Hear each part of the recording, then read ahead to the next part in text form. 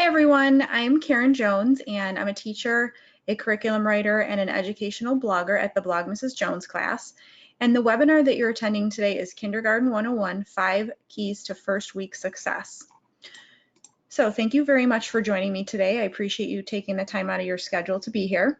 Just a couple of quick housekeeping items before we begin. In order for you to get the best user experience, be sure to have all other windows and tabs on your computer closed down. This will prevent any lagging in viewing or any audio breakup. If you do get disconnected at any time, you can hop back in with that email link that was sent to you. For example, the screen disappears, you click off it by accident, just go back in using that link. On the right-hand side of your screen, you should have a pop-up box where you'll find a place to ask questions. We'll have a Q&A at the end where I'll answer some of your questions that are asked during the webinar. You'll also see a handouts tab where you can download the webinar workbook if you hadn't gotten to that yet. And there's also a PD certificate for you to download as well if you would like. Underneath that handouts tab is a chat box, and I will be leaving some links in there throughout the webinar that may be of interest to you, so just keep an eye out there. And just a couple other reminders before we start. You're muted, so I cannot hear anything that's going on. If you are talking or someone's talking to you, that's fine. I cannot hear you. Everyone is muted. And also, you won't be able to download this PowerPoint that I'm presenting to you right now. I will send out a link to a recorded version of this webinar either later on today or tomorrow. So if you do want to go back and review something again, you can do that with the recorded version that I'll send out later. Okay, so I'd like to welcome everyone who's new to the profession, our fellow veteran teachers who may be teaching kindergarten for the first time, and our coach and mentor colleagues who may be here to gain some information for their staff. I want to start off by acknowledging that typical teacher feeling going back to school. You're going to be feeling pulled in lots of different directions. You're by your career, your family, taking care of yourself.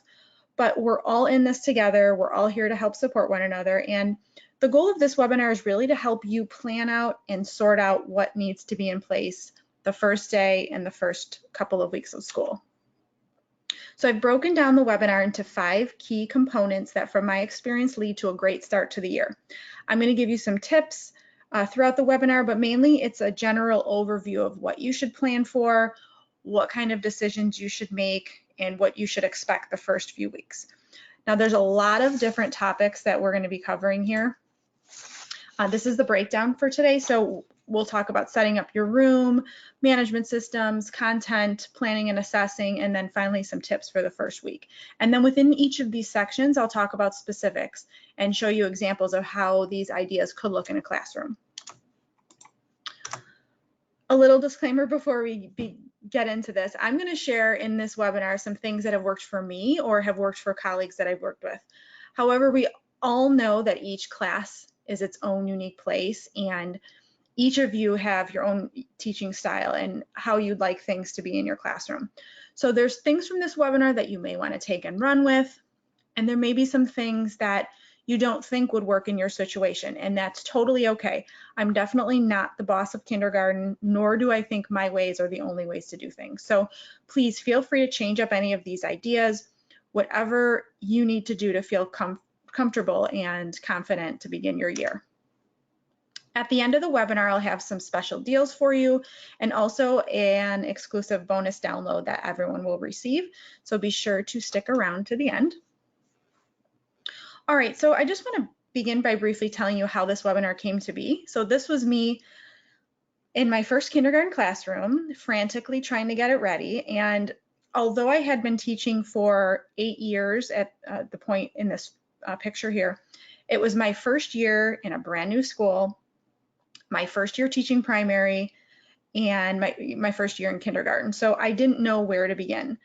I had 2 small children at home at the time, and I had just spent about my entire summer figuring out what I had to teach and what I had to prepare, and it was not fun. It was super stressful. So I dreamt up the idea of this webinar to help teachers who may have some of those very same feelings leading up to the first day. And here's just a little bit about me. I've taught in a variety of positions over the years, ranging from K to 5 as a classroom teacher and as a specialist. And last thing before we start, kindergarten is special, and many times it's a child's first experience in school. It's a grade level that sets the tone for their entire education. So above all that you do each day, keep in mind one thing: is what I'm doing right for these children? Is it developmentally appropriate, and an expectation that's appropriate for a 4 or 5 or a 6-year-old? So I would remind myself all the time that they're little, they have special and unique needs. All right, so let's get to it. The first key in starting your year off right is a strong classroom setup. So let's talk about some key pieces to have in place within your classroom. Here's the breakdown. So must-have spaces, command centers, organizing materials, bulletin boards and doors. We're going to talk about some options and some possible decisions that you'll need to make along the way. All right, so we're going to start broad and talk about physical classroom setup. So these are the non-negotiable spaces that a kindergarten room must have. So first, you'll need a large open space for whole group instruction. So I want you to think about the wall space around this area. Let your eye level wall space be for your most useful things: your anchor charts, number grids, visual references that the kids are going to need. Kindergartners get very distracted, so I actually like to start the year with very little on my walls in the whole group area. We would add anchor charts and references as they were introduced. Also be sure to kind of look around the area and make sure that nothing is within arm's reach that may become a distraction for the kids.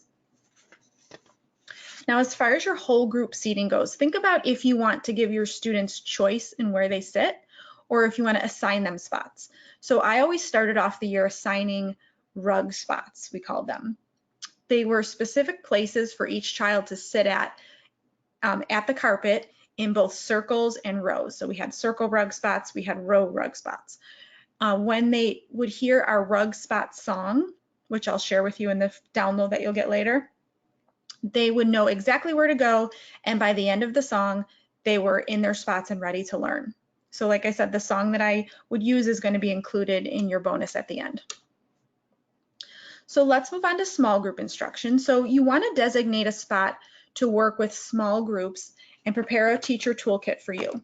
So your toolkit will be something that you can grab and move with, and include things like Post-its, pointers, dry erase boards and markers, counters, glue sticks, scissors, anything that you think you will need, have that within arm's reach. Now, when it comes to your independent workspace, you'll need to decide if you want flexible or assigned seating. So flexible seating means that your students don't have a specific spot necessarily to work, but rather the freedom to sit where they want to work and where they're comfortable. Some teachers would let them sit on the floor, or they'd have standing desks or little tables that they push down where the kids can kneel at. Now, I always personally assign seats in my kindergarten class, but I know that some teachers like the flexible seating trend that's on the rise. I'm not an expert in flexible seating by any means, but some teachers will swear by it. So what I would suggest for you to do is maybe Google it, check out some teacher bloggers that run a flexible classroom specifically for kindergarten. It's going to look a lot different in kindergarten than it will in the upper intermediate grades, and see if that is something that would work for you in your classroom. It's definitely a more personal decision that will be based on your own level of comfort and control. So when planning your classroom setup, I always found it worthwhile to determine walking paths for the students. You want them to be able to move freely around the room. You don't want the room to be overstimulating. A calming environment goes a long way in kindergarten. I would use natural light whenever possible, or table lamps instead of the fluorescent overhead lights. Also, just a little note to possibly add plants if you could, to make the environment a little bit more calming and homey.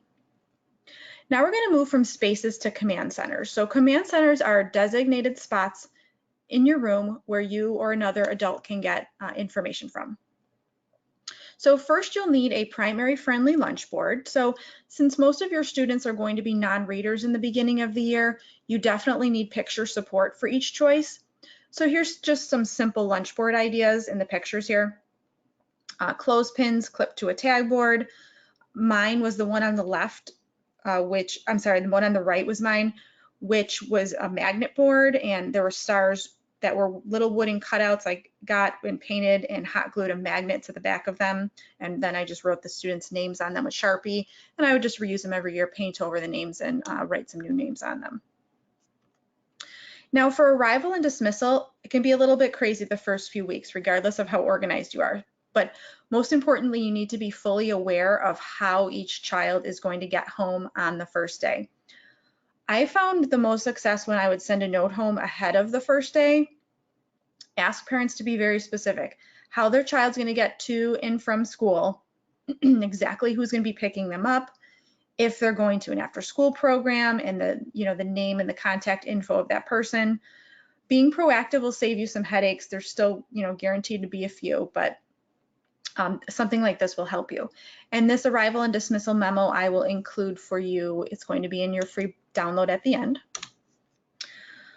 Now what I do with that dismissal info is I'll create an arrival and dismissal command center. So I'll compile all of the arrival and dismissal info that is collected from parents onto one spreadsheet like this. I post it on the wall near my door, and then I use that and I make a larger dismissal visual that the kids can refer to. That's going to list how each student is going to depart every day. And then just a little tip, since transportation is going to change periodically, especially in the beginning of the year, I would laminate the dismissal info chart, and I would just use a vis-a-vis, a wet erase marker, and record the info on that. That way you could just wipe it and change it when needed. So this master list dismissal and the dismissal info bus chart, I'm going to include in your free download at the end. You can grab those. All right, let's move on to the next section under setup. So we're going to talk about some choices in organizing your student materials. These decisions you'll want to make before the first day. So first, when it comes to supplies, you'll need to decide if you want your students to be sharing everything or if they'll have individual supplies. I personally always opted for shared supplies in kindergarten. I thought that was easiest for me. Now to collect and store them, I would just put some empty boxes out on the first day, and as the kids came in with their supplies, we would set them off to the side and I would sort them in just some empty boxes later, and take some supplies out to fill their table caddies with. The rest I would put in storage for later on in the year, because you're not going to need everything all at once. Now when it comes to student table materials, so these are for shared materials, I love these caddies like this from in primary colors from Lakeshore Learning. I think I got these ones. Now as far as the materials in your caddy, you want to model and have the kids practice how to use each supply.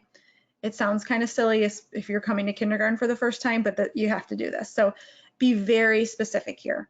With kindergartners, you need to tell them that you don't peel the crayon paper off the crayon, or you don't roll the glue stick up all the way. We only roll it up a little bit. Another tip for the caddies, teach the kids that when they're using glue for an activity, take off the cap and put it back in the caddy compartment with the glue sticks until they're finished with the glue. You'll have 99% less lost glue caps, so that's just a little tip for you.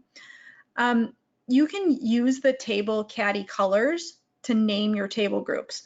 So my kids always learned how to spell their color words very quickly in the beginning of the year, because after the first few weeks, instead of calling the red table to stand up and push their chairs in, I would start spelling the word. So for instance, I'd say the RED table, please come to the rug. It was just a little tip to help your students learn those color words and learn how to spell them very quickly. All right, the next space you're going to need is a spot for student folders. So these are take-home folders. Starting on the second day, teach them the routine of taking their folders out of their backpack in the morning, putting them into their mailbox. In the beginning of the year, myself or my aide would stuff the folders at the end of the day, just put all the papers in there. By the midpoint in the year, I would teach the students where to put their papers. So we would have finished papers would be left at home, those go on the left side, and homework and teacher notes and things like that go on the right. Now, as far as student work goes, I've had two systems that worked for me. These were for finished work and unfinished work. So they weren't super pretty, but they were functional. On the left side in the finished work basket, you'll see a basket and a clear bin. My students would put work that was complete right in the top of the basket. After I checked it and went just to make sure they were good, I would put it underneath in the bottom of the clear bin. So the papers in the bottom of the clear bin were ready to go home and get filed into their mailboxes. So next you want to think about what you want your kids to do with unfinished work. So basically what worked for me was to have what I called work boxes. Basically, it was a separate, small little mailbox unit, this picture on the right here, and just labeled each section with each child's name. So my students would put their work in there that was not yet complete. So later on, if they finished an activity or they had some extra time, they could go to their work box, they could see what's in there, take it out, and they could finish it. Then they would put it obviously in the finished work basket. So the work boxes basically doubled as a place for you to see what needs to be completed. You can also put activities or papers in there use it as an early finisher station. So if the kids are finished with an activity, they go to their work box and see what's in there. Some teachers use folders. I like the work boxes personally because I could easily see, you know, who needed to do what, and I didn't have to go through any folders to do that. Now, when determining where you'll store your student content area workbooks and folders and things like that, just a piece of advice I would give is to put them in a spot where students can access them on their own and teach them to pass them out. I would choose 2 materials managers whose job it was to pass out supplies. So things like workbooks and folders, those are going to probably have specific student names on them. So activities in the beginning of the year to practice reading each other's names will really help to move this job along. All right, so the last piece we're going to talk about in classroom setup is bulletin boards and displays and things that you'll want to have ready to go the first day. So first think about if you want something pre-made and up on the first day, or if you want to set up kind of the bones of a bulletin board and add student work to it. I would do one of each. The Ready for a Sweet Year bulletin board was one that I had pre-made up on the first day of school. I don't have a template for this. I have been asked that before. It's basically just a piece of construction paper that's cut into the popsicle shape, another piece of construction paper as the stick. We put wiggly eyes and a face on, and then I just wrote each student's name on each popsicle. Now the Chicka Chicka Boom Boom board was one that we would add a project to the first week. So the one on the bottom is a picture from the first day of school. This is what it looked like. So the students would draw a picture of their face. So I would just make an oval cutout for each of them. And we'd attach die cut letters to it for the first letter of their name. We would talk about, you know, how to draw a face and where the nose goes and where the eyes goes and things like that. And then that would go up right on this bulletin board with the first letter of their name that I would attach the first initial to. So your next spot that we want to be easily viewable from all student working spots in the room is your word wall. So if you can, I know some classrooms don't have as much space as, for example, I had here on this nice cupboard wall here. If you can, make it large with a clear print. You want to make sure the fonts that you're using are primary friendly. They're not fancy letters or they look weird. Make sure they're primary friendly and clear. Now, one of your lessons for the very first week of school, which I always did, was to introduce the word wall, and then we would add our students' names to it. Another trick that my students always found helpful, which kind of goes along with the word wall, was after we learned a few sight words, say the first month of school, we have a couple sight words down.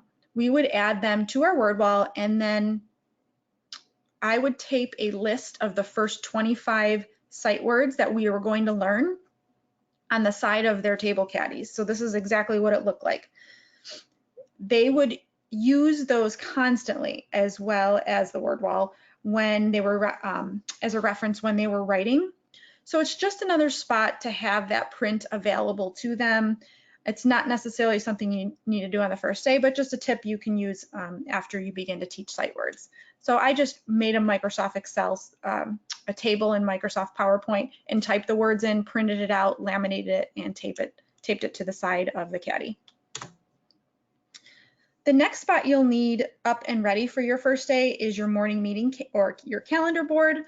Oftentimes calendar is kind of pretty new and abstract concept for kindergartners. Keep in mind that you may not want to start with your whole routine the first day. The first day I'd start with just talking about what a calendar is, what month we're in, the days of the week, and we would put the number on the calendar for the day. Nothing too much. And the second day we would add in a song for the days and the months and just add a few pieces each day. So here's some other ideas for your morning meeting or your calendar routine if that's something that you would like to do. I would tie all of these into a classroom job so that I would get new students participating every time. Now, one tip I would say that has to do with your morning meeting board later on in the year would be allow it to change. So we're creatures of habit, but in March, your students may not need to sing the months of the year song every day because they know it. So cycle in some newer, more challenging pieces into your morning routine, especially if you're doing this first thing in the morning. You don't want to waste that precious time when their attention span is really at their best to go over those kind of rote things they've done 100 times already. So throw in some new things to keep it fresh and really make the best use of that morning time. All right, our next component, we're going to talk about some specific management systems that you want to have in place prior to day one and moving forward. So we're going to go through some different behavior management systems to plan for, how to put some systems in place to build self-sufficiency in your room, and some different types of transitions and signals to help your room run well. So the 3 C's refers to every type of management system you will have in place. So you want directions and expectations to be simple and clear. Single step directions to start the year. You want your words and your modeling to be crisp. You have to really assume they know nothing and really leave nothing to the imagination. You know, do they know how many pumps of soap is okay to wash their hands? No, probably not. So you need to be crisp with your directions, like boys and girls take 2 pumps of soap and 2 paper towels. They don't quite get what a few means, so you have to be very specific. Also, this goes without saying, but be consistent when it comes to all of your expectations and consequences. Mean what you say. Rules are rules, so follow through with the known consequence. Letting it slide in the beginning of the year will set you up for a year of letting it slide, which you don't want to happen. All right, so first let's start with behavior management. You have to adopt something that you're comfortable managing and something that agrees with your overall philosophy of discipline and management. So I'm not here to tell you what to do. I'm just going to be upfront about that, but what I will do is give you a few ideas and things that you can think about and then make a decision about what will work best for you and your teaching style. So the root of classroom management is community building. I love that quote. You want your students to feel loved, accepted, and valued. When they trust you and they're comfortable in their environment, they're going to be more likely to take academic risks and behave appropriately. As Rita Pearson said, one of my favorite TED Talks, if you haven't heard it, kids don't learn from people they don't like. Now, I'm not saying you should be their friend. What I'm saying is you need to gain their trust in both yourself as their teacher, and they need to have trust in their classroom environment. Now, trust is built through your daily interactions with them. Get to know each student on a personal level. Weekly class meetings where you can give them a chance to share personal triumphs or challenges are just a little great idea that you could do. Also, you want to make your classroom culturally responsive. A culturally responsive classroom respects and embraces that many of your students are going to come from diverse economic and cultural backgrounds, and they're going to have a variety of learning styles. So small choices that you make every day can help foster this, such as making sure that you read that your read aloud books are both windows and mirrors for your students. Now let's talk about some class-wide incentive systems. So these are going to be things that you'll use to motivate your entire class to work together and follow the rules.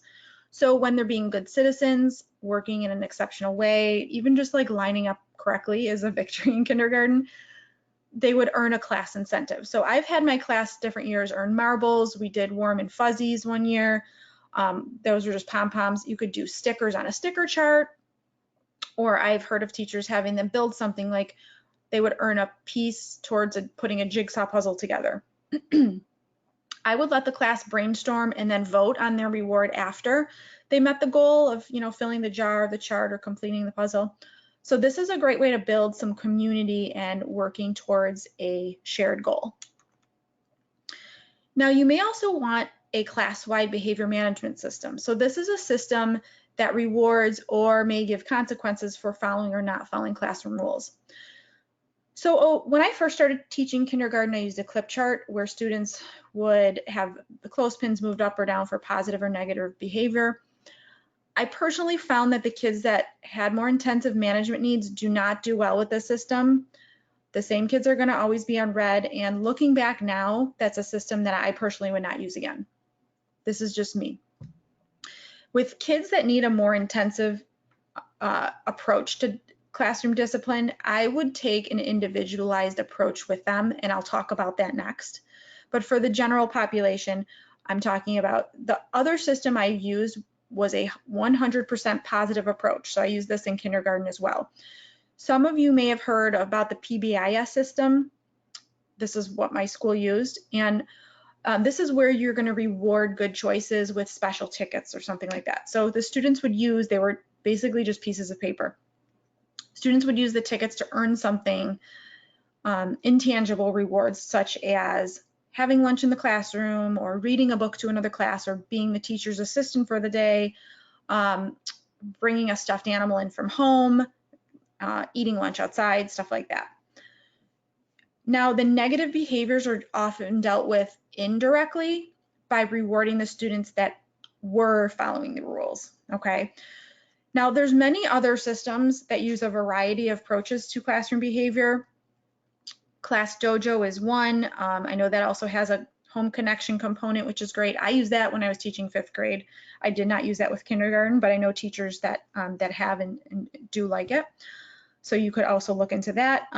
There's also approaches that are explained in some books, and I have these two featured that I just want to tell you about. I know tons of teachers rave about these. So the first book is Teaching with Love and Logic by Jim Fay, and the other one is Conscious Discipline by Becky Bailey.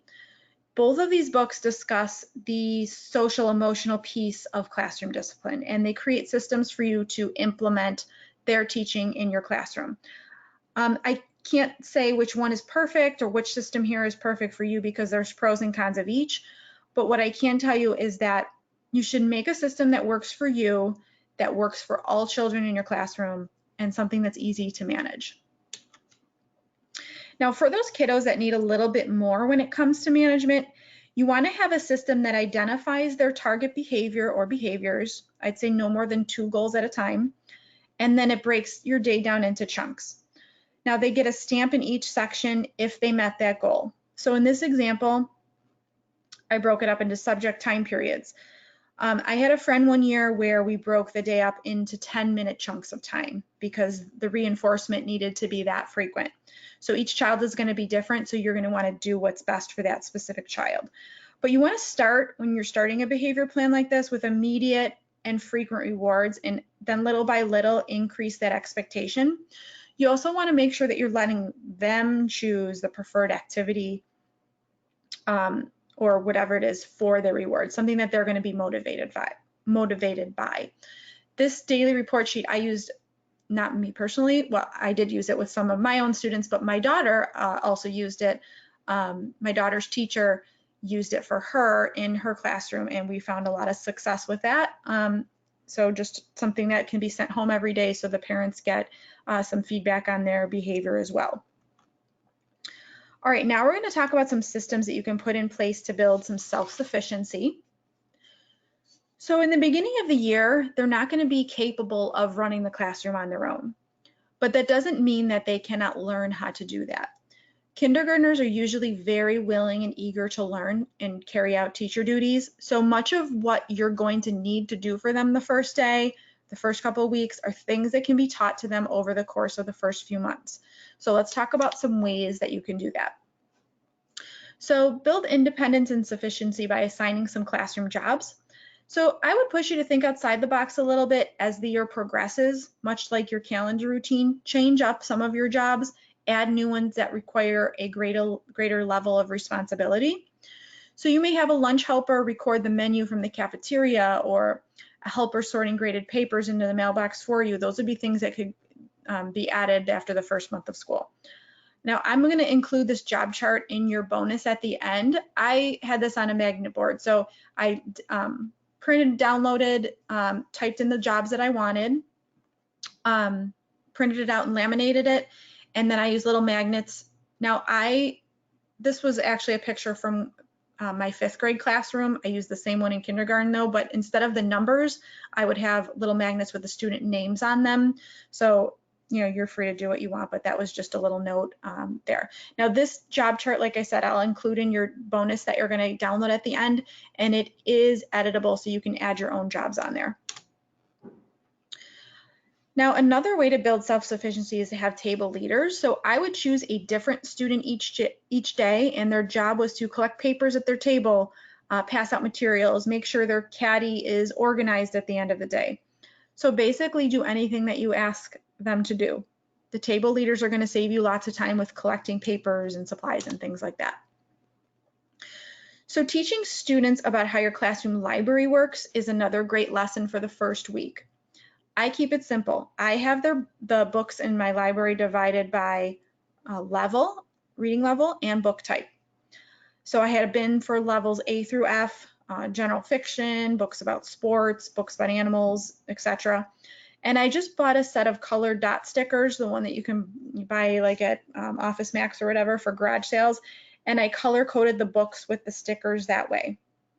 So each basket on the front, no, it's kind of hard to see in the picture, but if you see in the second row, math books all the way to the right there, it has a green sticker on it. All the books that are in that bin also have a green sticker on their cover.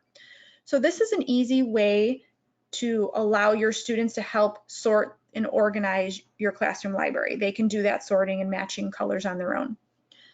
Also, just an important note, you want to make sure if you have student book bins that they have guidelines for them.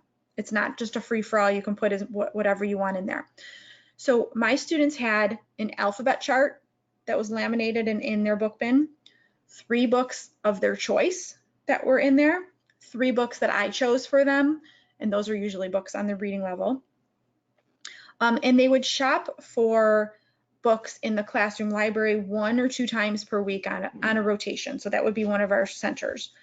So think about how your library is going to be organized and how often your students will choose books and what your guidelines will be for what is going to be included in their book bins. Now, I never started the year off right away with centers. We would do mostly everything together the first couple of weeks, month of school. But after that, you want to think about how your centers will be organized. So I always used a pocket chart like this, and I would rotate just the center cards. You want to slowly build up independence so that at some point you're going to be able to work independently, or I'm sorry, you're going to be able to work with small groups and the rest of your class is going to be able to work semi-independently. Now, one important note about centers, especially for new kindergarten teachers, centers should be familiar activities, things that they have done already under your guidance. So usually we would do something together. We would do it with some guidance where I would watch over what they were doing. We'd practice it again and again, and not until they were mostly independent with doing that activity, we would then put it in a center. So making centers that are familiar in format leads to less questions, builds understanding, and it allows them to start and get right to work right away, and it helps build some independent learners. So for example, the sight word scramble, and you see in the picture here, this was our sight word center for a long time, and the words would just change each week. So they knew the routine. It would be different words, but the activity was the same and they could get right to work. Another piece for your center management puzzle is this little goodie. So this was center captains. So this is another trick you won't use on the first day, but down the line when you get your ELA or your math centers in full swing. So choosing a center captain for each group, hands down, helped me run my guided reading groups with minimal interruption. So the center captain is in charge of setting out the center or setting it up. Now remember, they're familiar activities, so there shouldn't be a lot of confusion about what they're doing. The center captain is in charge of answering questions that the group has while I'm working with my reading group. They also clean up the center at the end and they put the basket away. So they're basically running the center. This allows you to focus on your small group, your guided reading group or whatever with minimal disruption. I would usually have the same center captain for each group, have them the same for 1 week, and then we would switch. Now these name tags, the center captain badges, are a free download on my blog, mrsjonesclass.com. If you go to mrsjonesclass.com, just type center captain in search and it'll pop up for you to download. Now you're also going to need a system for assigning some partner work. So I used a simple pocket chart with cards that had student names on them. You know, it was nothing Pinterest perfect, nothing crazy, but it was easy to use. So you want it to be flexible where you can change out partners easily. You want it visible to the students so that they can learn responsibility in checking who their partner is without you having to tell them. Now, finally, in management systems to have in place, we're going to talk about transitions and signals.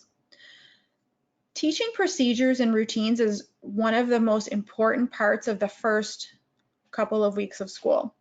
One of the key procedures is how to transition, get from place to place or activity to activity. They're often the first thing to kind of go haywire if you let it. So modeling exactly how the transition looks, and really when it doesn't go as planned, stop, go back, model it, and try it again. That's going to be time well spent. Your directions should be specific, and signals should definitely be part of your transition routine. So let's talk about signals now. So you're going to need to think about some special signals for attention to begin a transition, to make an announcement, or to convey some sort of message between you and the students. So let's talk about verbal or auditory signals and then some nonverbal or gesture signals. So some verbal or auditory signals include callbacks or call and response. So things like class, class, and the students say yes, yes. Or you say ready, set, and the students say you bet. There's echo chants where you say a line and then the class echoes it. You can use a clapping or a tapping rhythm and then they repeat it. You can use a bell or a triangle. I've heard of teachers using wireless doorbells. So just take note and write down a couple that you want to use. And then each couple of days, introduce a new one until you have a good amount to kind of choose from. And that way nothing will, you know, if you're just using one, it's going to get a little old and the kids will stop responding after a while. So you want to kind of cycle in some new ones or switch up which kind of signals that you're using. So this is going to help you with your transitions and making announcements and things like that. So now some gesture signals. So this is one of my favorite management tricks. Think about what your students are going to ask you for all the time. Bathroom, drink, and help. Those are the three biggies that were always in my classroom. So now instead of having them raise their hand, you know, and then you call them and then they say, can I use the bathroom? And then everybody else needs to use the bathroom. You have them give you a gesture. So a nonverbal gesture. I teach this one the very first day. And I say something like, boys and girls, if you need to use the bathroom, all you're going to have to do is hold up one finger. If I point to you, that means you go. You don't have to say anything. If I give you the stop signal with my hand, that means you're just going to wait a few seconds until I give you the go ahead. So come up with some gesture signals. You will love them if you haven't used them in your class yet. So, all right. These are some management systems you want to have in place the first day, and hopefully if you can get some of these ironed out now, wrap your head around what you want to use, this will help the first week run much smoother. All right, now we're going to switch gears a bit and talk about content and curriculum. So ahead of day one, wrapping your head around the learning path that your students will take and what exactly they should be able to do by the end of the year, will help you really mentally prepare for what lies ahead. So let's take a general look at what you're going to be teaching and some theory behind the content. So here's the meat and potatoes of what you'll be teaching in kindergarten. We're going to talk about each of these areas briefly. So phonemic awareness, phonics, reading, writing, math, science, social studies, and social skills. So let's begin with phonemic awareness, which is hearing and manipulating sounds in oral language, and phonics, which is development of phonemic awareness to where the students are now connecting letters to sounds in reading and writing words. So your language program in kindergarten should begin at the foundation of how students learn to read with a strong phonemic awareness program. Successfully noticing the sounds in words and working with individual oral sounds is a big predictor of reading success. So there's a sequential progression of skills when it comes to teaching phonological awareness that I have listed in this chart here for you. You may want to take a screenshot of this slide. You can just hit Control Print Screen or take a screenshot if you're on a phone, because I know this is a chart that a lot of teachers do like to refer to. You want a program that develops these skills: oral rhyming, then moving to be able to track words in an oral sentence, segmenting and blending syllables in spoken word, becoming aware of onset and rhyme, and then finally moving to be able to manipulate individual sounds in words. These are all oral language skills, not print. So for these three subsets, you want your students to specifically be able to not only segment the sounds, so break them apart. So like in the word cat, I hear the sounds k, a, t, but also you want them to be able to blend the sounds together orally. So that means if I said, put these three sounds together and tell me the word that it makes, j, a, m, you want the student to be able to blend those sounds together and say jam.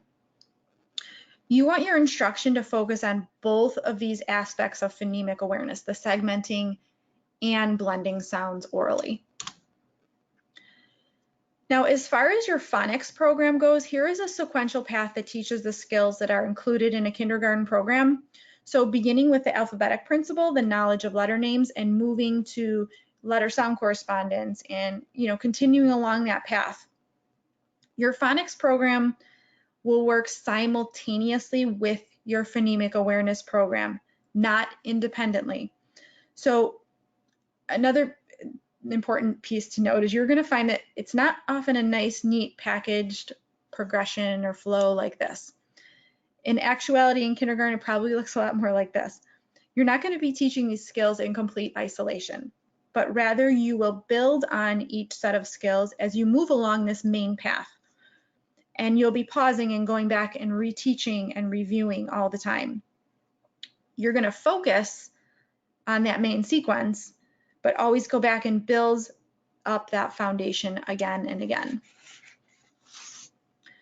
A few more notes about phonics. So in theory, much of the research in phonics instruction points to the same thing. Systematic and explicit phonics instruction gets the best results. So this means that the instruction should be direct and intentionally planned in a sequence. So systematic means that you're going to carefully select an order of teaching your letter sounds. In kindergarten, I always used the sequence that was recommended in the Words Their Way program. This is a PD book you can buy online. I'm sure Amazon has it. Now, when it comes to being explicit, that means that your instructional targets are clear and specific. The students know what they're going to be learning. So keep these things in mind. Be intentional with your sequence, be clear with your learning targets, provide tons of modeling, scaffolded practice, and constantly progress monitor, review, and then build the layer upon layer. This has been shown to be the most effective method in phonics instruction for kindergarten students. Now, as far as your scaffolded practice, literacy centers are a vehicle that many teachers find most beneficial for kindergartners to receive that repeated practice that they need. So you want to make sure that your center work entails, I said this before, but it's important to repeat again, only skills that have been previously taught explicitly. Your centers can be independent, they can be collaborative, that part is up to you. A really beneficial aspect to centers is that they can be easily differentiated for your students. So I may have in my magnetic letter center, one group working on beginning sounds and one group working on CVC words. A complete kindergarten literacy program doesn't just emphasize phonics and phonemic awareness, but also it needs to build on reading fluency and develop vocabulary and comprehension. So we're going to talk about developing those early literacy skills in your reading instruction. So the best reading instruction begins with concepts of print. You're going to likely begin your year focusing a lot on concepts of print. So that is things like reading left to right and top to bottom, the return sweep at the end of the line, the fact that letters and words convey a message, and the pictures in a book show the story.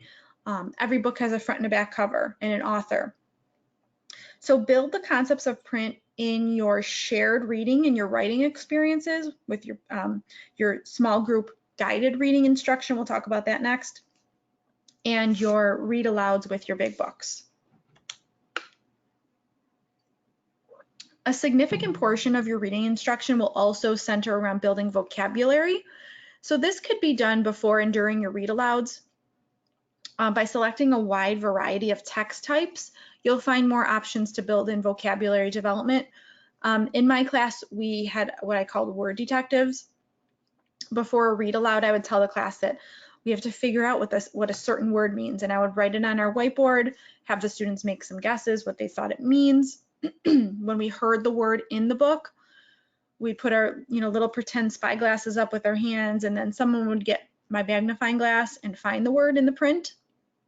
We would see if any of our guesses made sense. And then we would write the word and draw a picture of it on just a word detective anchor chart. Research in kindergarten reading instruction also says that repeated readings will build fluency and in turn create stronger readers. So build fluency through repeated readings of predictable, familiar text or books with refrains in them. So some of my favorites that I would read every year in the beginning of the year are listed on the bottom of the slide here.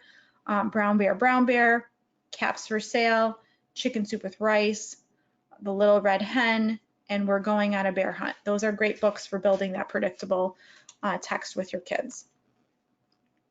It's also critical to have a reading program that simultaneously builds comprehension.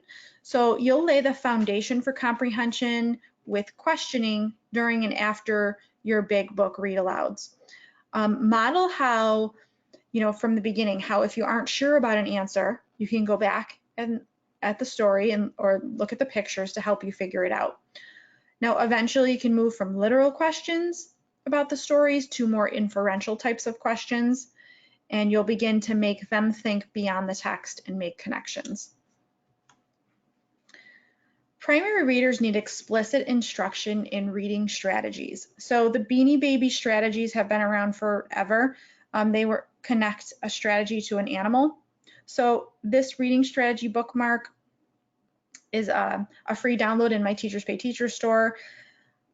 I would print them out, laminate them, and the kids also kept these in their book boxes. Now I would teach one strategy at a time, first in my whole group with a big book. So after it was taught to the whole group, I would transfer it over and reteach it in my small guided reading groups. And then I would go kind of at a pace that was appropriate for the group. And I went in this order. I started with Eagle Eye and I went down the list from there. So building reading skills through scaffolded support. Okay, so you want to match each reader to their independent reading level. In the beginning of the year, most of your students in kindergarten are going to be non-readers. But as they begin to learn sight words and they start decoding, you'll begin to match them to an independent reading level by conducting some running records. They'll most likely begin at a level pre-A, or some schools call it AA, or they may even begin at a level A, which is the next level up. So if you haven't done a running record ever, you don't know what that is, if you just go on YouTube and search running record tutorials, there's 1,000 of them on there where you can just learn. You don't need any forms technically to do a running record. You can really just use a piece of scrap paper to do it. But that will help you figure out what their reading level is. Primary readers are going to grow their skill set by practice on their own with their independent reading level and by receiving strategic instruction from you on their instructional level. Okay, so their independent level is the level they should be reading by themselves independently with no help. Their instructional level is usually the next level up, not all the time, but usually the next level up from their independent level is their instructional level, and that's what you're going to be teaching them and instructing them that in your small guided reading groups. So in your groups, you're going to be simultaneously teaching reading strategy skills, comprehension, and phonics skills, but it's going to be in a more highly targeted manner that is specific to their reading level.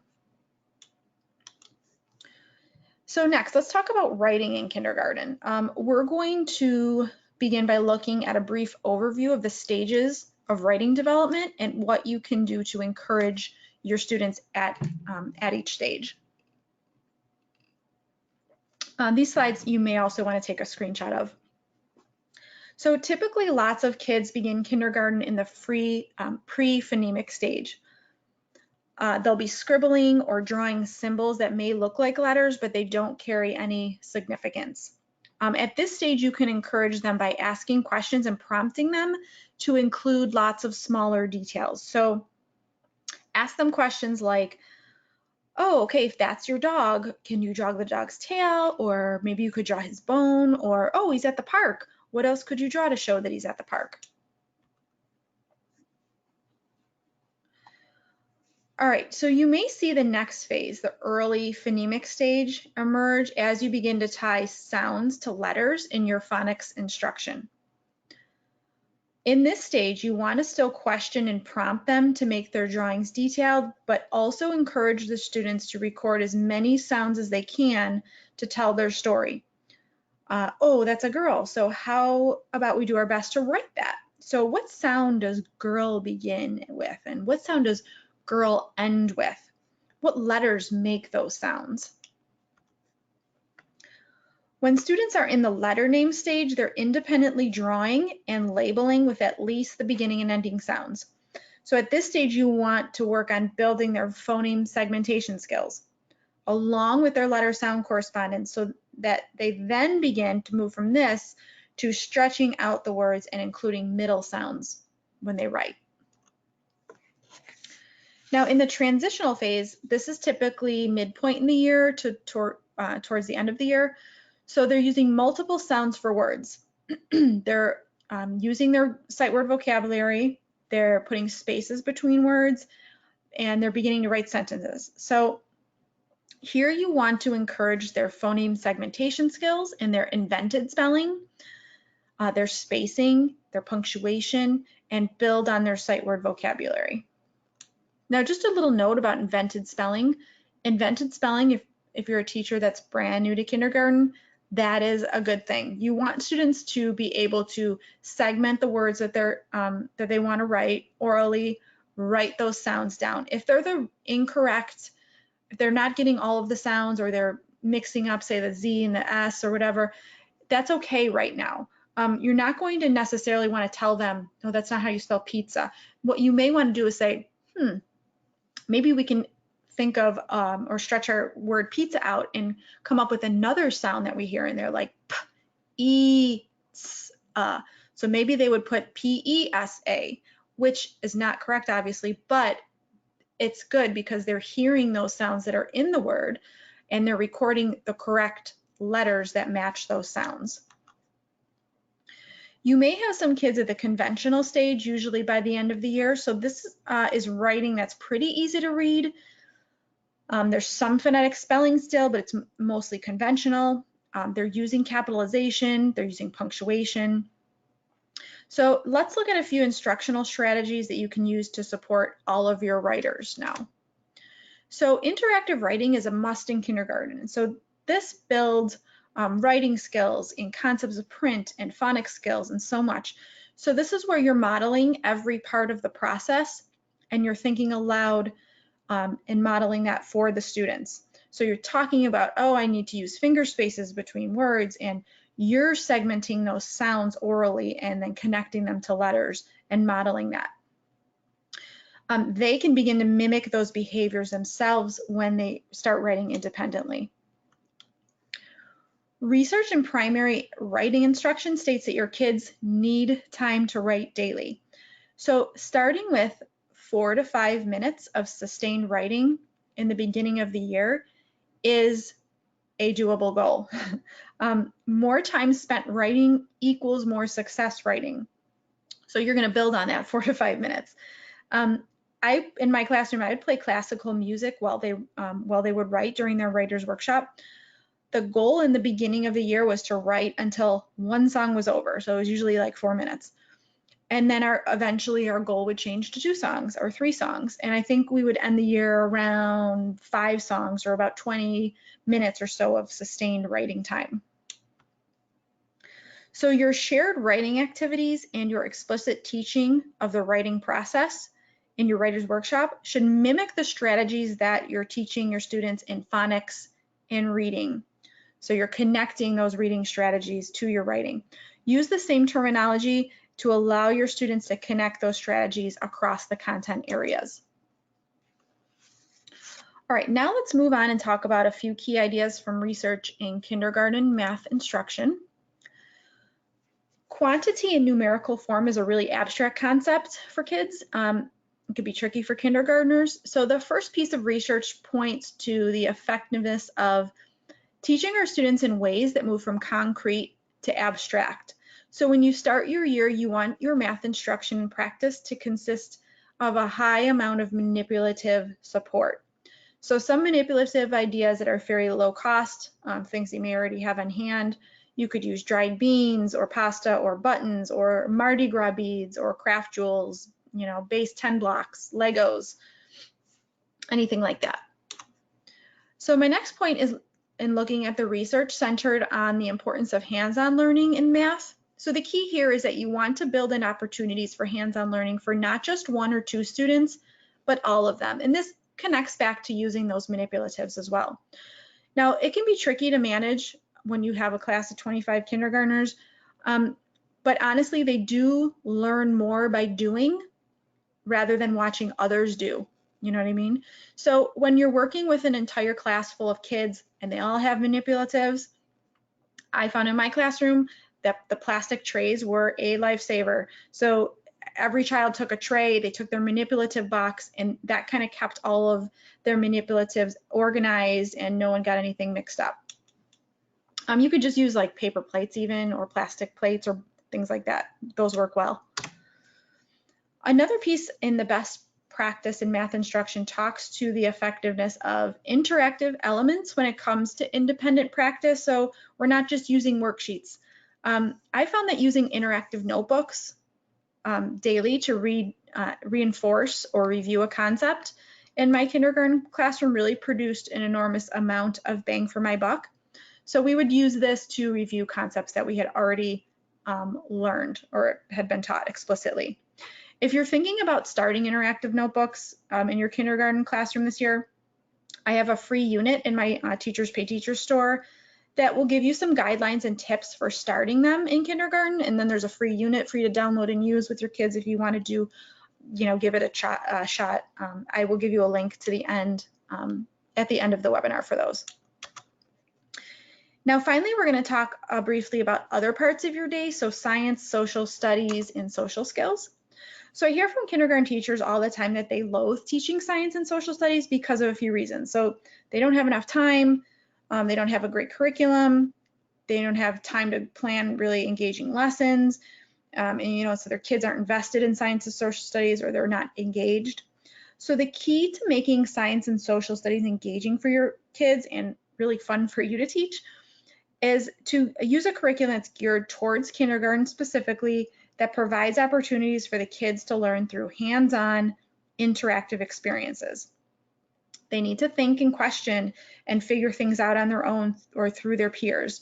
Kids learn science and social studies by doing it and exploring it themselves. Over the past couple of years, I've done a lot of research on what districts are teaching kindergartners in science and social studies. So some states are creating lessons that are based on the NGSS, the Next Generation Science Standards. Some states are using their own version of the NGSS or just totally their own standards that they've made up. So in my research, though, I found that these are the common themes among states, districts, and national standards. So those are the main topics if you kind of have nowhere to go. These are seem to be what most schools are teaching kindergarten science.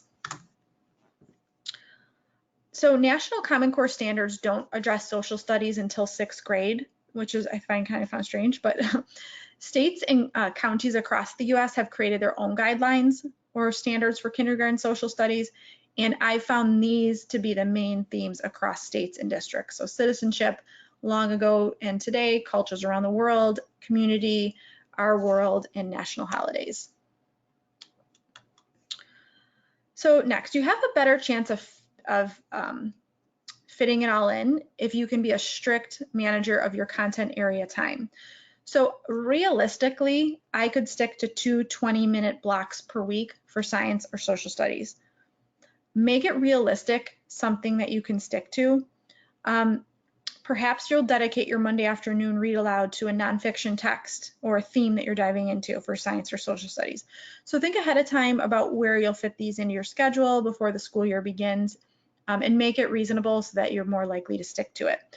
In my classroom, I would always teach a science or a social studies unit. I would never do both in a given day. So we would do a whole science unit, then we do a whole social studies unit, and I would just flip-flop those over the course of the year. All right, now we're going to talk about social skills and play-based learning. So to me, play is a non-negotiable part in a kindergarten schedule. Unstructured and semi-structured play builds their social skills. They're literally just as important in building a well-rounded child as reading and math are. These are just a few of my favorite quotes on play-based learning that you can read.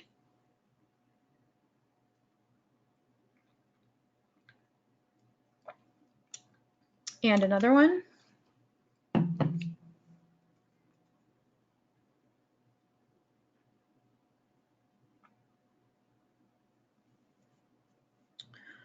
All right, a few tips for managing your play-based learning centers. The first 2 or so weeks of school, I would only reveal a few at a time. It's not a free-for-all the first week. I would reveal 1 or 2 after explicitly showing, modeling, and practicing acceptable use, how to clean up the center, how to work cooperatively, things like that. You'll need to create a system. How many students are going to be allowed at each center? Who's going to choose their center first? What is going to happen if Johnny wants the block center and it's full, but the other kids have been there every day this whole week? What if there's a disagreement? So anticipate the issues ahead of time, and you'll have less to worry about that first week. All right, I hope you enjoyed that snapshot of kindergarten curriculum, but now we're going to switch gears and talk about the 4th key component, the importance of why you should stay 1 step ahead in your planning and how you can accomplish that. So here's the 3 subtopics: planning, data tracking, and assessing. We're going to start with planning first. When you're teaching a grade level for the first time, I feel that this is kind of one of the most difficult things to wrap your head around. So I'm going to give you 3 main tips I'll share with you regarding planning. So my suggestion to combat, my first suggestion is to make a long-range planner or a curriculum map. Plan a rough outline of what you're going to do in each and every subject area every month of the school year. This will give you a general plan. It will kind of guide your planning and teaching for the whole year. It will help keep you on track and keep you on a schedule. Now, if you're brand new to kindergarten this year and you have nothing to guide you, I have something that hopefully will help you. So I'm going to include in your download at the end a copy of the blank long range planner if you want to type your own things in there. And I'm also going to give you a copy of my full kindergarten long range planner that you can use. It's editable, so you can change it or modify things, take things out, whatever. I have all the subject areas listed in a 10-month calendar. You can obviously change those as well if you don't start until September. So I hope you find this useful. This kind of gives you an outline of exactly what you could teach every month in each of the subject areas. The next piece you'll want to have in place and ready are some backups. So have a backup bin or a folder with 5 to 6 backup activities. So these are pre-printed class sets of things that are ready to use activities, easy to use and flexible enough for you to pull at a moment's notice. So this is for cases like, there's emergency, one of your children gets sick and you have to leave. You can pull the bin out, toss a couple of read alouds in it, and your class will be fine. As far as sub prep, nothing is worse than making sub plans while sick. So have a pre-made generic sub plan for an entire school day. From arrival to dismissal, have all of the activities and papers copied and prepped, and update that once a quarter or according to your learning outcomes. That way, if you're out in an emergency or something, you don't have to make those sub plans. They can go to the folder and the whole day is there for the substitute. As far as your planning goes, I found it successful to plan the entire first week, and then going forward, I would plan in chunks by subject area. This is what worked for me. So I'll use my long range planner to help guide me, and I will plan, say, my phonics instruction in my plan book for 2 weeks at a time. I'll do all the copying that I'll need for all of those lessons. So I'll spend about 2 days planning one subject for 2 weeks, and after about a week of doing that, you'll be about 2 weeks ahead. So that'll give you a good amount of breathing room as far as your plans go. This guided reading weekly planning form is a free download. I can give you a link to at the end on my blog, Mrs. Jones class. Now moving on to data tracking and progress monitoring, and your grade books. So first you'll want to have something prepared early on in order to get a true baseline of where your kids are starting the year off at academically. So this will help guide your planning the first month of school. So you'll need some places to first compile all of this information. So here's what I suggest in setting up your gradebook. Make a bunch of copies of blank subject area spreadsheets. I make one whole sheet, for instance, on letter identification, upper and lowercase letter ID. And I would keep adding information to that one sheet all year long to record each student's progress in identifying their letters. This one that you see on the slide here is reading levels, but it's the same idea. So use the spreadsheet to track one piece of information across the whole year. So make pages for your reading levels, your sound identification, sight words, number recognition. So it helps to have all of the sheets printed and ready for you to fill in when needed. I'm going to include some data tracking spreadsheets for you in your free bonus at the end. Okay, and last, so where to keep all pieces of student evidence? So I found that the best place for me to keep students' assessments and checklists is a student data portfolio. And it was just basically a folder with their name on it. I would put literacy on one side of the folder and math in the other side. And keeping everything in chronological order, just put one thing in front of the other. So when you have parent conferences or CSE meetings, you can grab their folder, everything is there for you for that one child. This guided reading progress chart, which I loved, is a free download on my blog, Mrs. Jones class. If you go to the sidebar, I'll give you a link for it, like I said at the end, but on the sidebar, you can download the free guided reading teacher toolkit, and that's a page that you can grab in there. All right, we're going to briefly talk about student assessments. So the first week in the first month of school is the time that you want to get to know your students and get them excited for school. You don't want them sitting and taking assessments all day. So I found that using quick assessments were the best way to get a picture of where my kids are at academically to start the year off. So think of the most important things that you want to compile.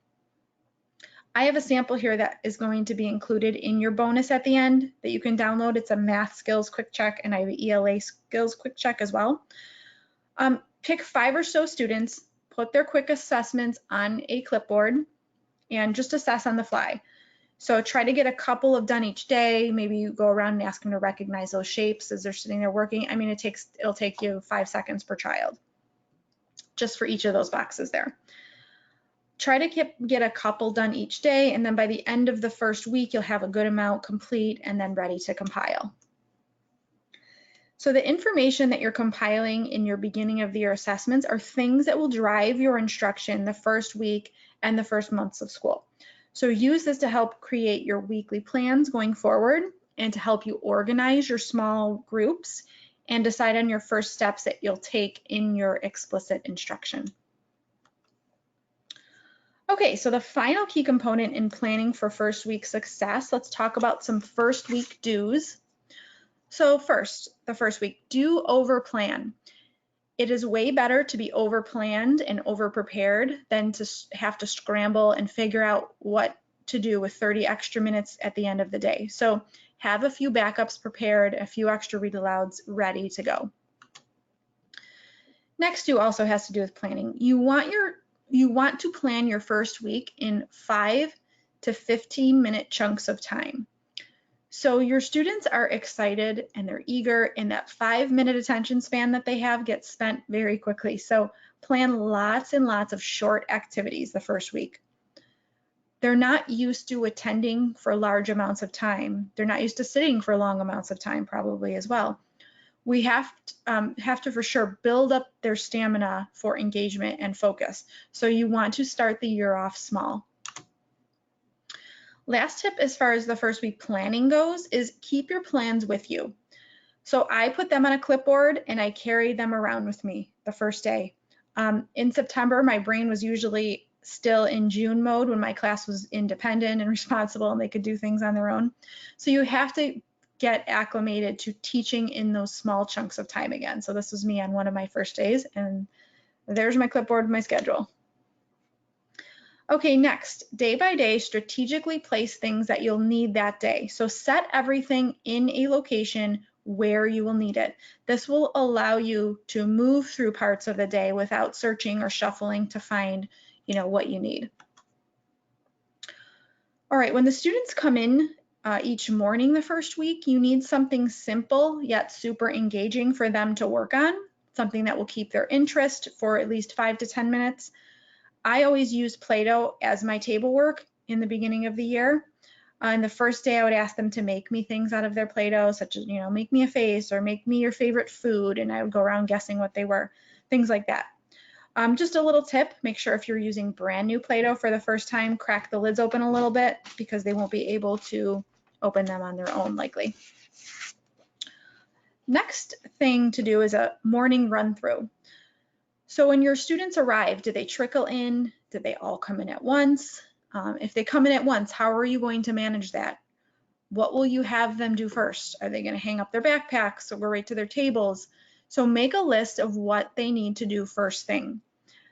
My students always trickled in, so I would have them come in, I would have them find their cubby and hang their backpack. I would have them find their name tag at their seat, and they would play with their Play-Doh. When most students were settled, I would show them all the lunch board, and now while they were playing with their Play-Doh, I would call up a few students at a time to make their lunch choice. So your plan, may certainly be different, but just run through it all in your head beforehand. Our next do for the first week is make sure you have a plan for when or if you have any students that are upset on that first day. In my plan, I would bring them over. I had little stuffed animals and ask them to pick their favorite. I would have their little stuffed buddy keep them company for a little while. Sometimes I would give them a little job to do with their buddy or ask them to help me with something. But so have a plan for if you have any students that do get upset. A couple of more first do's for the first week. Have a list of procedures and routines for everything. A list will make sure that you cover everything. A huge part of your first week will be going over these routines, teaching these routines and going over them. I always tell myself in the beginning of every school year, assume they know nothing. Show them everything. Model it. Have them practice it and repeat. Lastly, the first week you want to begin to lay the foundation for a solid morning, and afternoon routine. You need to build something that's consistent and sustainable.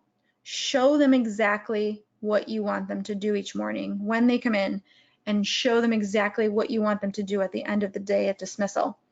These are 2 points in the day where consistency and clear expectations of what they need to do are important. Make an anchor chart with visuals that they can then refer to. All right, so does this make you feel a little bit more confident? I hope so. So I want to let you know that no matter what the first week throws at you, you got this. Think about what your biggest goal is now going forward. So is it one of these key topics that we discussed? And if it is, I hope that you can pull some ideas from this webinar and put them into action. Coming here today means you're willing and open to some new ideas. So I want you to know that I'm here to help you. I have some special webinar deals I'm opening to this group that I do want to share with you. And if you stick around to the end, I do have that big bonus download where you'll be able to get a bunch of those items that I had featured in the webinar. So here's a special webinar deal I'm offering to the attendees tonight. It's a bundle specifically for the first few weeks of kindergarten, and it contains 8 of my top selling back to school resources. It's a pretty large bundle, so I'm going to go over real quick what is included.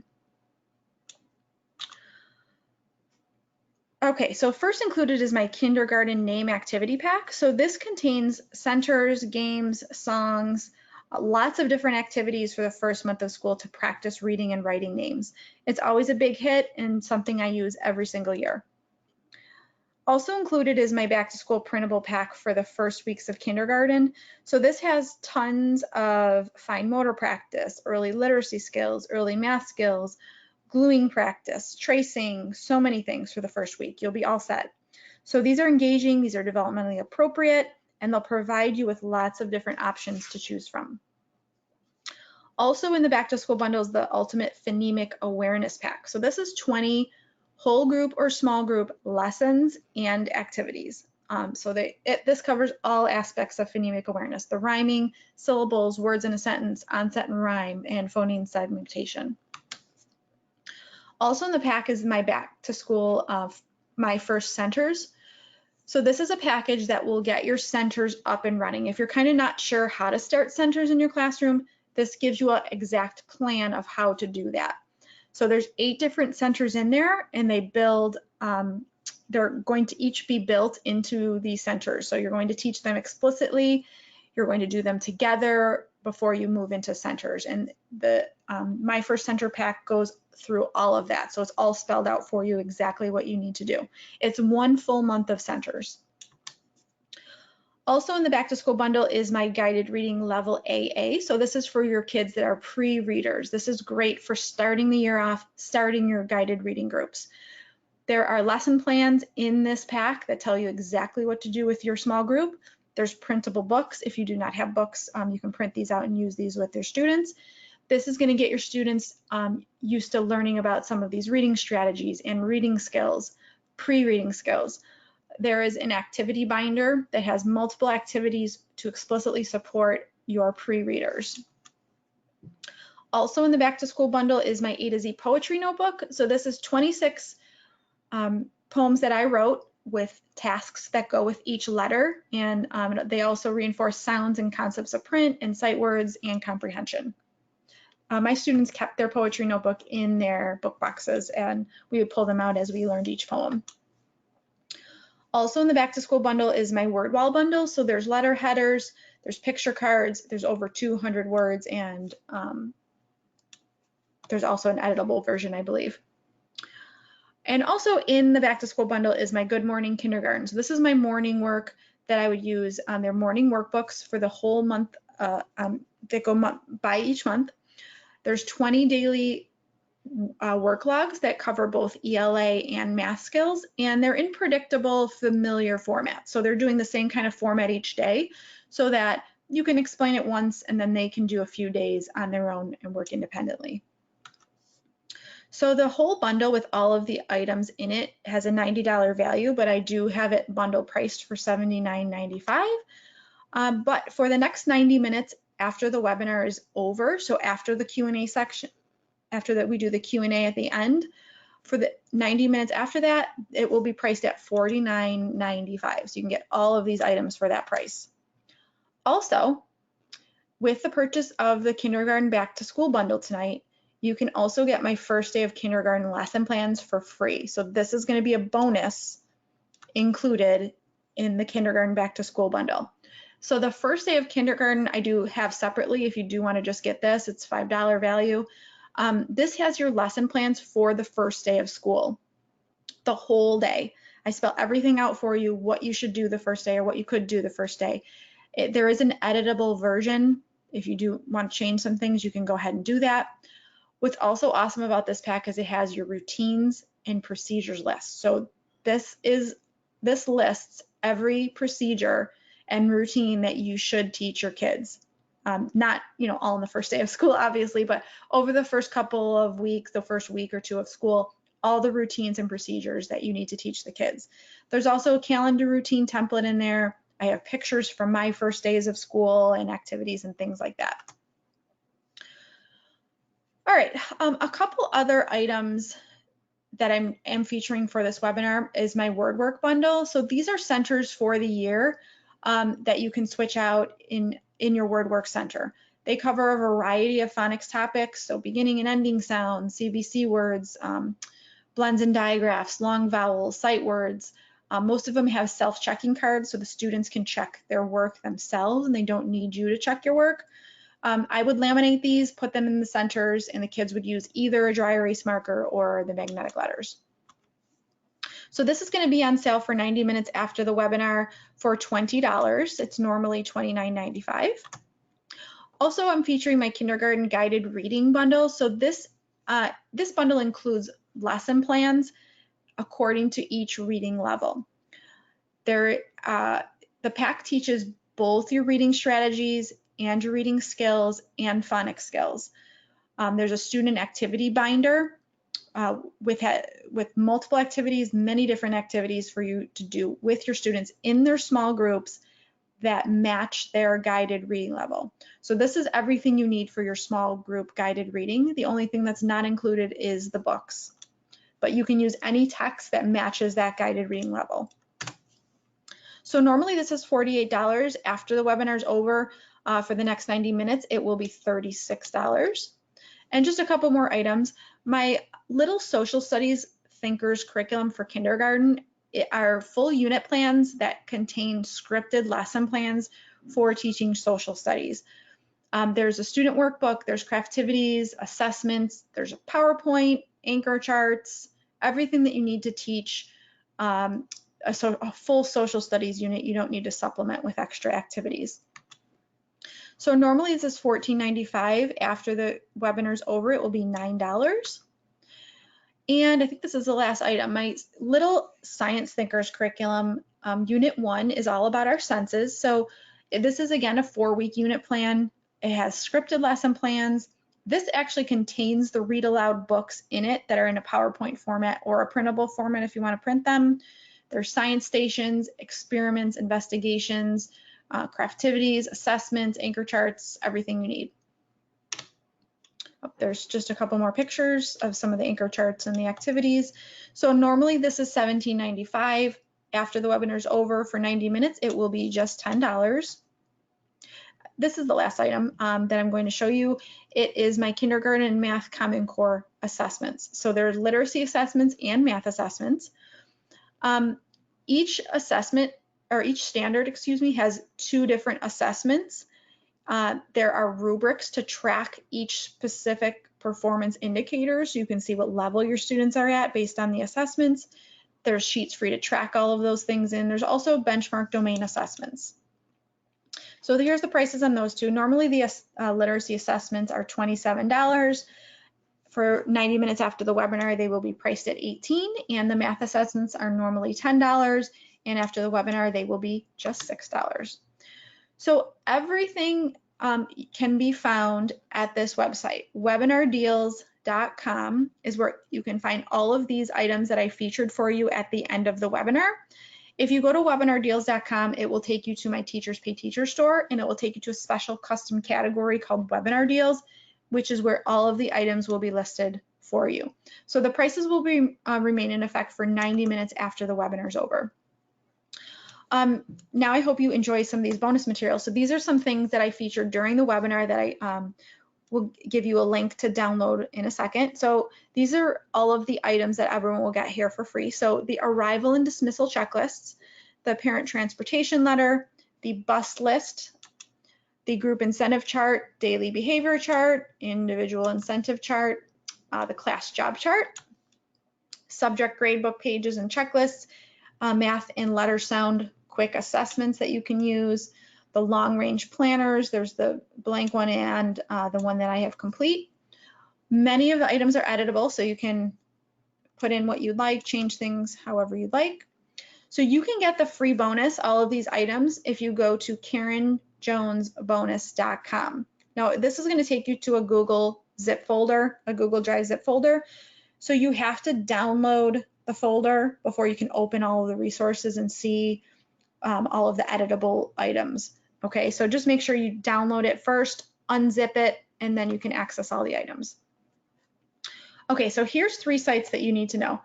The webinar deals can be found at webinardeals.com. So all of those items are going to be priced at the prices I showed you earlier for 90 minutes after the Q&A is over. And also your free items can be found at KarenJonesBonus.com. Okay, so the bonus items you can get anytime. You don't really have to go and download those right now. Just write these websites down though, so that you can reference them. Also, I do want to invite you to join my K1 Teacher Facebook group. It's called Kinder and First Grade Teachers, and you can access that by going to k1teachers.com. So in my Facebook group, it's kind of like an open forum. So you can ask questions. They're all K1 teachers in there, so you get lots of feedback and answers to questions. If you're not sure how to do something or teach something or whatever, you can ask any teaching related questions to the group, and you'll get a lot of nice feedback from other teacher colleagues around the country and the world, really. So if you go to k1teachers.com, please join us there. I also do feature items for free in my Facebook group, and I also will do giveaways and things like that in there for everyone. So I hope you join us there. All right, now what we're going to do is we are going to go to the question and answer. So if you have a specific question about something, a resource, or anything that was presented in the webinar, go to the questions tab that's on the side here, and you can pop it out and type your question in. And I'm going to take a second. I'm going to turn my mic off for just 1 second so I can read through some of the questions, and then I will pop back on to answer them. All right, let me see here.